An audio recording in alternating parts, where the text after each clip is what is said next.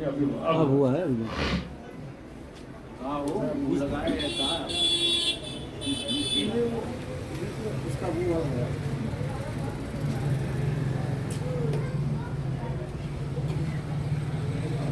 वीक्षन्तो अह अह प्रीता मुकुंद वदनाम्बुजं नित्यं प्रमुदितं श्रीमत सदय स्मित वीक्षणम।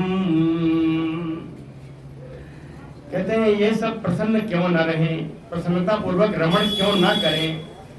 क्यों कहते हैं वीक्षन्तो अह अह, दिन रात वो दर्शन कर रहे हैं, दिन रात दर्शन कर रहे हैं। किसका? कहे मुकुंद बदनाम्बुजम, मुक्तिदाता भगवान श्री कृष्ण के मुख कमल का दर्शन कर रहे हैं। वो कैसा है? कहे श्रीमत, सर्व शोभा संपन्न है उनका मुख। और क्या दर्शन कर रहे हैं? कहे सदय स्मित, दयापूर्ण उनकी मंद मंद मुस्कान है ना। और भीषणम, कृपा कटाक्ष, कृपा दृष्टि, उनकी कृपा दृष्टि, उनकी मंद मंद मुस्कान को देखते रहते हैं। इसलिए ये सारे मथुरा के लोग इस समय नित्यम प्रमुदितम प्रीता, प्रसन्न होकर के नित्य ही प्रसन्नता को, आनंद को प्राप्त हो रहे हैं। तत्र प्रवयसो, और वहां जो बूढ़े लोग हैं, प्रवयसो, वयस माने अवस्था, प्र माने प्रकृष्ट, यानी और भी ज्यादा ज्यादा ज्यादा अवस्था वाले। तत्र प्रवयसो, वहां जो अधिक उम्र वाले हैं, बूढ़े लोग हैं। अपि आसन युवानो, ये सब भी जुआ हो रहे हैं, बूढ़े लोग भी जुआवस्था को प्राप्त कर रहे हैं। तत्र प्रवयसो अपि आसन युवानो, केवल वह नहीं हुए, अति बलौजसः, अत्यंत बलशाली हो गए, अत्यंत पराक्रमी हो रहे हैं। कहते हैं इसका भी एक कारण है कि मुखाम्बुज सुधा पिबन्तो, मुकुंदस्य मुखाम्बुज सुधाम मुहुः पिबन्तो। भगवान श्री कृष्ण, मुक्तिदाता भगवान श्री कृष्ण के चरण, मुख कमल के मकरंद का पान करने से, मुकुंदस्य मुखाम्बुज सुधाम, और एक बार नहीं, मुहुः, बार बार वहीं पर है। तो मुहुः पिबन्तो अक्षय, अपने नेत्रों से भगवान की रूप माधुरी रूपी मकरंद का पान करते करते ये सब अमित बलशाली हो गए और युवावस्था को प्राप्त कर गए। अब ये सारा मथुरा की बात हो गई। नंद बाबा लोग भी बैठे हैं। अथ नंदम समासाद्य भगवान देवकी सुतः, देवकी नंदन भगवान, देवकी सुतः का भी अर्थ है आज यशोदा नंदन नहीं है, आज नंदन नंदन नहीं है, आज यशोदा नंदन देवकी नंदन बन के जा रहे हैं। आज नंद बाबा से विदाई लेंगे, इसलिए देवकी नंदन। देवकी सुतः भगवान नंदम समासाद्य, नंद जी के पास पहुंचे, साथ साथ में संकर्षणः च, बलराम जी भी गए। परिस्वज्य, सबका आलिंगन किया, आलिंगन करके इदम ऊचतुः, आलिंगन करके भगवान कृष्ण नंद बाबा से बोले इदम ऊचतुः पितुः युवाभ्याम स्निग्धाभ्याम पोषितो लालितो भृशं पित्रोः अभयदिका प्रीतिः आत्मजेषु आत्मनो अपि, आत्मजेषु आत्मनो अपि।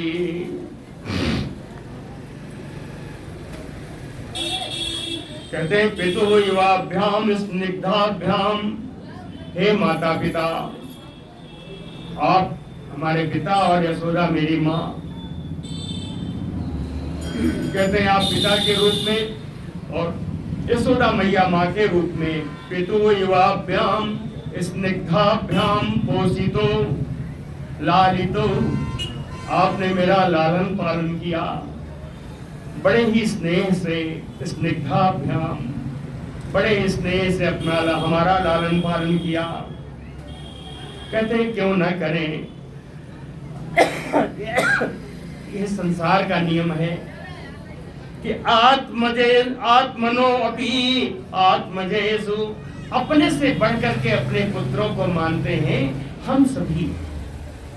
ये शाश्वत नियम है कि अपने को तकलीफ हो जाए लेकिन मेरा पुत्र तकलीफ ना उठाए, कष्ट ना हो। कहते हैं प्रीति आत्मजेषु आत्मनो अपि पित्रोः अभि अधिका, लेकिन आपने तो अपने पुत्रों से भी अधिक मुझे प्यार दिया, आपने बहुत प्यार दिया। सा पिता सा च जननी योग सुनीता सुपुत्रवत, शिशून् बंधुभिः उत्सृष्टान् अकल्पैः पोषरक्षणैः। कहे बंधु भी ऐसे माता पिता के द्वारा, शिशून् पोषरक्षणैः अनकल्पैः, ऐसे माता पिता के द्वारा जो आपका पालन पोषण करने में अक्षम रहने पर, अकल्पैः यानी असमर्थ रहने पर, ऐसे माता पिता के द्वारा जो हमारे पालन पोषण में असमर्थ रहने पर उत्सृष्टान, हमको छोड़ दिया आपके पास। मेरे माता पिता मेरे लालन पालन करने में असमर्थ होने के कारण आपके पास हम दोनों को छोड़ दिया, और पुष्णीता स्वपुत्रवत, अपने पुत्र के समान आपने मेरा पालन पोषण किया। तो पालन पोषण जो करे वही माता वही पिता। सा पिता सा च जननी यो पुष्णीता स्वपुत्रवत, जो भी अपने पुत्र के समान लालन पालन करे पोषण करे वही माता पिता। इसलिए आप ही मेरे माता पिता हैं। आप इस बात का दुख न करें कि हमें यहाँ कोई मिल गया। सा पिता सा च जननी, लेकिन इस समय या तयूयम ब्रज तात वयम च स्नेह दुखितान, आप लोग अब ब्रज को जाएं। तात यूयम ब्रज तात ब्रजम तात, ए बाबा आप लोग अब ब्रज को जाएं। वयम च स्नेह दुखितान, आपके स्नेह से हम और हमारे स्नेह से आप अवश्य दुखी होंगे। वयम च स्नेह दुखितान, लेकिन क्या करूं, विधाय श्रीराम सुखम, कंस ने सारा राज्य चौपट कर दिया है। अपने लोगों को, अपने बंधु बांधवों को सुख पूर्वक कर दूं, यहाँ का सारा प्रबंध कर दूं। विधाय श्रीराम सुखम, अपने बंधु बांधवों को सबको सुख प्रदान करने के बाद ज्ञातीनो द्रष्टुम एष्यामो, हम आप लोगों को देखने के लिए वृंदावन आएंगे। ज्ञातीनो द्रष्टुम एष्यामो, हम वहां अवश्य आएंगे। एवं सांत्वय भगवान नंदम साव्रजम अच्युतः, नंदम साव्रजम, नंद के साथ सारे गोप बालों को, सारे वृद्ध गोपों को भगवान कृष्ण ने इस प्रकार सांत्वना प्रदान की। एवं सांत्वय भगवान नंदम सव्रजम अच्युतः, वासो अलंकार कुप्यादैः, उनको विभिन्न प्रकार के वस्त्र दिए, आभूषण दिए। कुप्यादैः, कुप्यादैः कहते हैं उसको धातु के बर्तन, ये स्टील वाले नहीं, धातु के बर्तन, सोना चांदी के बर्तन। कुप्यादैः सादरम अर्हयामास, आदर पूर्वक को भेंट दिया है। भेंट देने के बाद इति उक्तः तो परिस्वज्य नंदः प्रणय विह्वलः, नंद बाबा प्रेम से विह्वल हो गए। दोनों को मिला के दोनों को आलिंगन किया है। इति उक्तः तौ परिस्वज्य, बलराम जी को और कृष्ण जी को बढ़िया भेंट भर के आलिंगन किया है। पूरयन् अश्रुभिः नेत्रे, उनके नेत्र आंसुओं से भर गए। पूरयन् अश्रुभिः नेत्रे, इसलिए कुछ भी नहीं कहा। सह गोपैः ब्रजं ययौ, ग्वाल वालों के साथ, गोपों के साथ ब्रज के लिए वो चले गए, ब्रज के लिए चले गए। अथ सूरसुतो,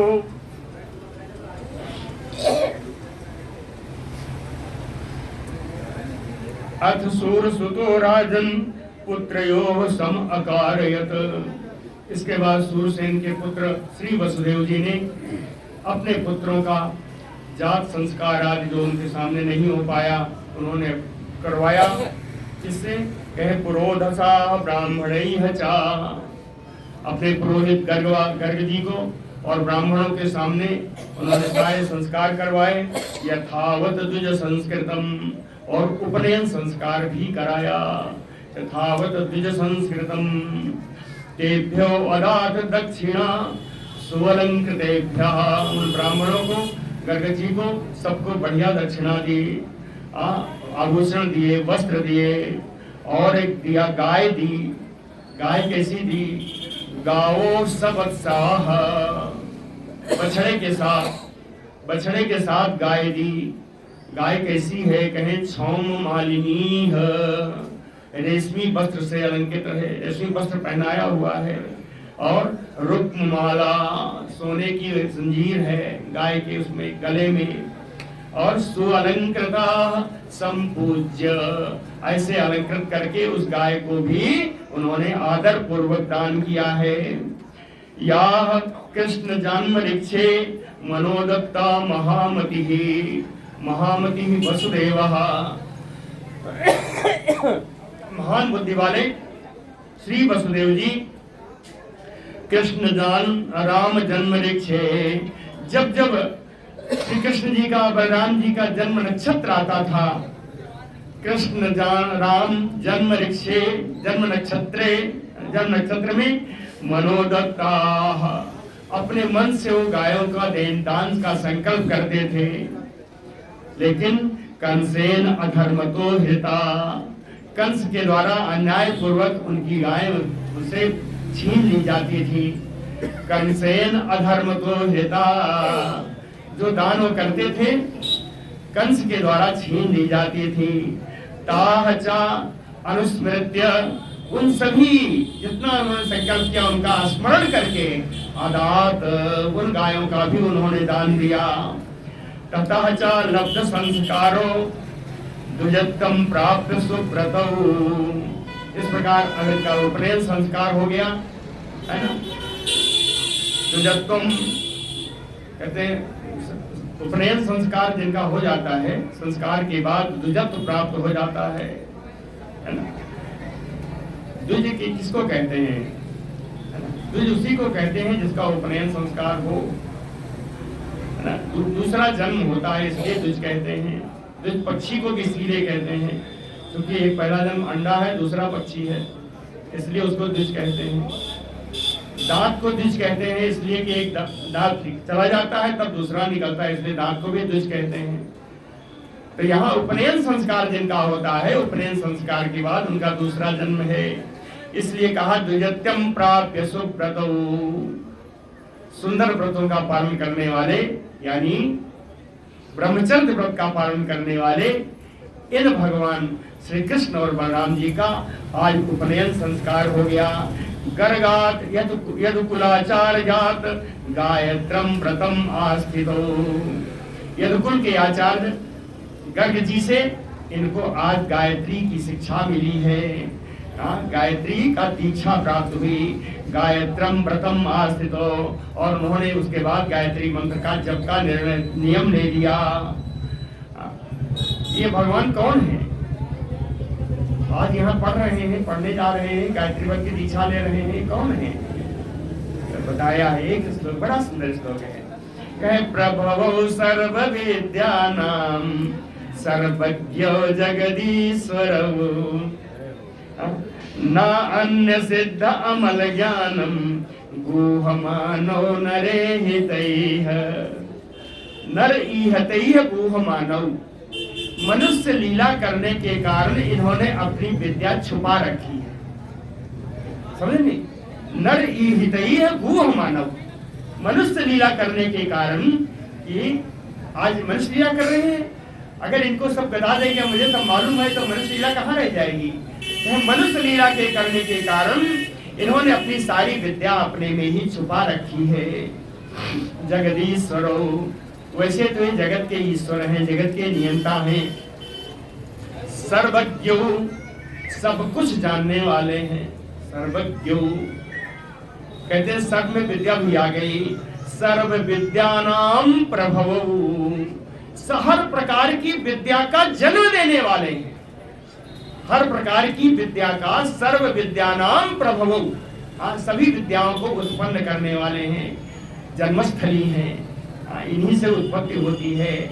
नान्य सिद्ध अमल ज्ञानम, इसलिए इनको बहुत ज्ञान की सिद्ध की आवश्यकता नहीं है, स्वयं सिद्ध हैं, स्वयं ज्ञान से परिपूर्ण है। जाकी सहज श्वास श्रुति चारी, सो हरि पढ़ यह कौतुक भारी। भगवान राम जी के लिए कहते हैं कि इनकी श्वास ही वेद है। ऐसे भगवान भी पढ़ने के लिए गए, गुरु गिर गए पढ़न रघुराई।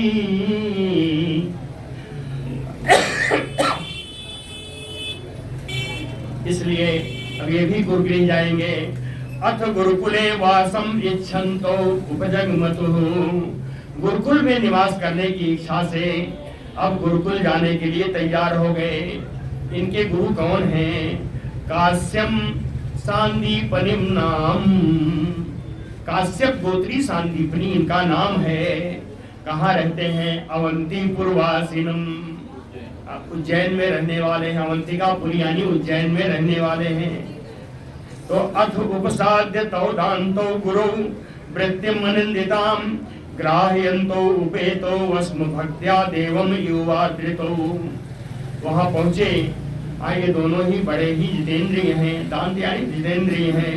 गुरु वृत्तिम अनिंदिताम, गुरु का पूर्ण कहना मानने वाले, गुरु जैसा कहते वैसा ही करने वाले। उपेतो ग्राह्यन्तो, जो कुछ वो बताते उसको ग्रहण करने वाले हैं। भक्ति पूर्वक देवम युवादृतो, देवता के समान उनका आदर करते हैं अपने गुरु का।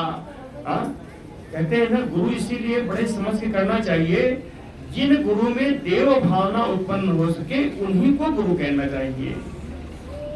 बहुत लोग अपने पिता से दीक्षा ले लेते हैं, मुझे थोड़ा सा गड़बड़ लगता है कि अपने पिता में क्या कभी देव भावना आ पाएगी? आ जाए बहुत अच्छी बात है ना? इसीलिए कहता हूं तयोः अथ उपसाद्य तौ दान्तो गुरो वृत्तिमनन्दिताम्, ग्राह्यन्तो उपेतो स्म भक्त्या देवं यु आदृतौ। तयोः दुजबरा तुष्टः शुद्ध भावानुवृत्तिभिः, शुद्ध भाव अनुवृत्तिभिः, भगवान के शुद्ध भाव से, भगवान बलराम जी के कृष्ण के और इनके चाल चरित्र से। दुजबरा तुष्टः, सांदीपनी गुरु बड़े प्रसन्न हुए। इसलिए प्रसन्न हो गए, तब क्या करेंगे? कहे अखिलान वेदान सांगो वृषदो गुरु प्रोवाच, संपूर्ण वेदों का, खड़ंग वेदों का, 6 अंगों के सहित सारे वेदों का, उपनिषदों का सारा अध्ययन उनको करा दिया। कहे सा रहस्यम, रहस्यम यानी मंत्रम, है ना? देवताओं के निमित्त जितने मंत्र हैं, देवताओं को प्रसन्न करने वाले जितने मंत्र हैं उनको रहस्यम। धनुर्वेदम, धनुष चलाने की संख्या। धर्मान, सारे धर्म शास्त्रों को ही पढ़ाया। न्यायपथान, न्यायपथ यानी मीमांसा, मीमांसा का भी अध्ययन कराया। आनवीक्षिकी विद्या, आनवीक्षिकी विद्या क्या है? जिसके ऊपर विचार विमर्श किया जाए, यानी तर्क विद्या, आन बीचकीम विद्या, तर्क विद्या का भी उन्होंने अध्ययन कराया। खड विधाम राजनीति, और 6 प्रकार की राजनीति की विद्या होती है, उन 6 प्रकार की राजनीति की विद्या दी। 6 प्रकार की राजनीति क्या है? संधि, विग्रह, यान, आसन, द्वैध और आश्रय, ये 6 प्रकार की राजनीति की विद्या है। तो 6 प्रकार की राजनीति की विद्या का भी उन्होंने अध्ययन कराया। सर्वम नरवर श्रेष्ठो सर्व विद्या प्रवर्तको, ये तो नरवर श्रेष्ठ हैं, मनुष्यों में बड़े श्रेष्ठ हैं, और सभी विद्याओं के प्रवर्तक हैं। पहले ही बताया सभी विद्याओं के प्रवर्तक हैं, तो इनका क्या पढ़ना?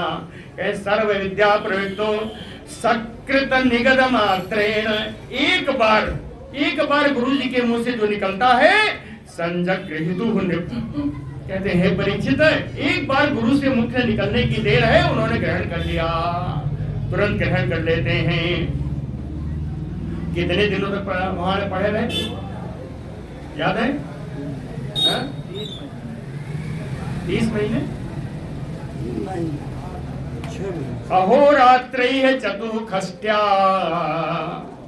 64 दिन रात, और बस अहोरात्रैः चतुःखष्ट्या, 64 दिन रात इन्होंने वहां पढ़ाई की है। कहे संयतो, संयम पूर्वक रह करके, तावती कला, उतनी ही कलाओं का इन्होंने अध्ययन किया। 64 कला वाली विद्या का इन्होंने अध्ययन किया 64 दिन में, है ना। गुरु दक्षिणाय आचार, 64 प्रकार की जो कलाएं हैं वो यहाँ दी हुई हैं, है ना। गान विद्या है, वाद्य है, नृत्य है, नाट्य है, चित्रकारी है, यहाँ से लेकर के पूरी 64 का यहाँ 9 दिया हुआ है। पढ़ेंगे तो आधा घंटा लग जाएगा, है ना। तो 64 कला की विद्याओं का यहाँ दिया हुआ है। 64 कला की किस प्रकार की विद्याएं हैं, इनको उन्होंने 64 दिन रातों में सब पढ़ लिया। गुरु दक्षिणया आचार्यम छंदया मासुतु नृप, श्री सुखदेव जी कहते हैं परीक्षित जी, अब भगवान कृष्ण ने अपने गुरु से कहा कि आप अपनी मनमानी दक्षिणा आप मांग लीजिए। गुरु दक्षिणाय आचार्यम छंदया मासुतु नृप, उनसे निवेदन किया कि आपको जो दक्षिणा चाहिए आप दे दी, आप मान लीजिए। क्या मांगेंगे?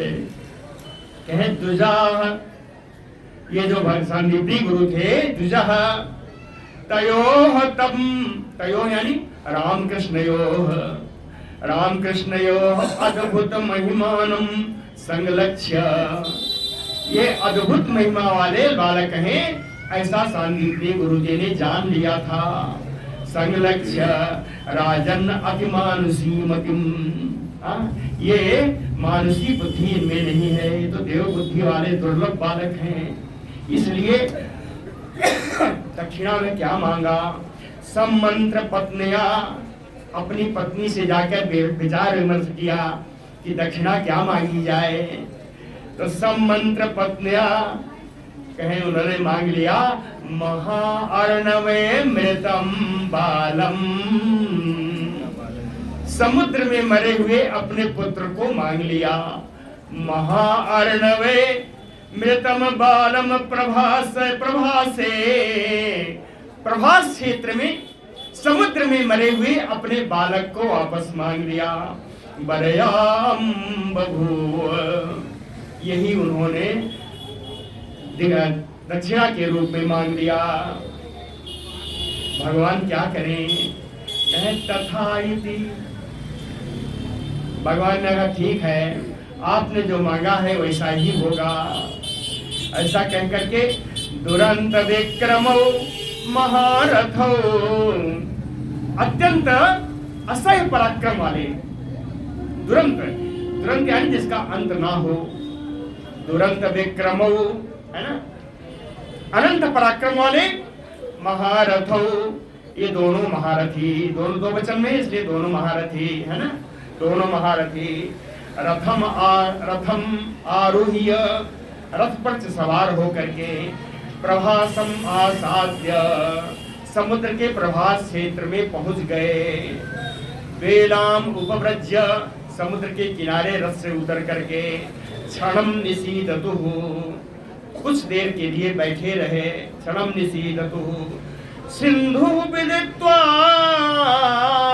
समुद्र को मालूम हो गया कि मेरे प्राण पुरुषोत्तम आए हुए हैं, अपने पुरुषोत्तम को, परमात्मा को आया हुआ जान करके अरहणम आरतयोः, दुनिया का उपहार रत्न आदि लेकर के उन दोनों के सामने समुद्र उपस्थित हो गया।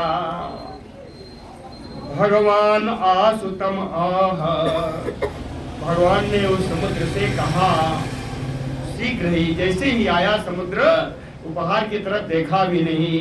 भगवान आसु तम तम समुद्रम आह, समुद्र से बोले, क्या बोले? कहे गुरुपुत्र प्रदीयताम, हमारे गुरुपुत्रों को तुमने ले रखा है, उनको वापस करो। गुरुपुत्र प्रदीयताम यो असौ इहि त्वया ग्रस्तो बालको महता उर्मिना, यही इसी क्षेत्र में आपकी बड़ी बड़ी लहरों ने हमारे गुरुपुत्र को ग्रास कर लिया है, वो पुत्र मुझे आप वापस करिए। फिर समुद्रवास, समझ आता हो गया क्या?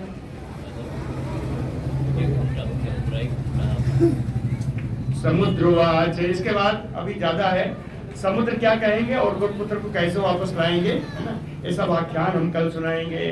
बोलो भक्त वत्सल भगवान की।